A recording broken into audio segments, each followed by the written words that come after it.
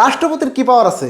প্রধানমন্ত্রীর পাওয়ার বেশি। আমরা এরকম করে ভাবি কথা না, কিন্তু প্রেসিডেন্ট বা রাষ্ট্রপতির হাতে এমন একটা পাওয়ার আছে যেটা prime minister, governor, supreme court বা ক্যাবিনেটের কারো হাতেও এত পাওয়ার নাই। পার্লামেন্টে কোনো বিল পাস হওয়ার পরে রাষ্ট্রপতির সই লাগবো, তারপরে ওইটাতে একটা আইন হবো। তারপরেও ভারতবর্ষের সংবিধানের 72 নম্বর আর্টিকেল মতে ভারতবর্ষের রাষ্ট্রপতির কাছে এমন একটা পাওয়ার আছে যে পাওয়ার ইন্ডিয়ার মধ্যে আর কেরি নাই, খালি প্রেসিডেন্টের আছে, মানে রাষ্ট্রপতির আছে।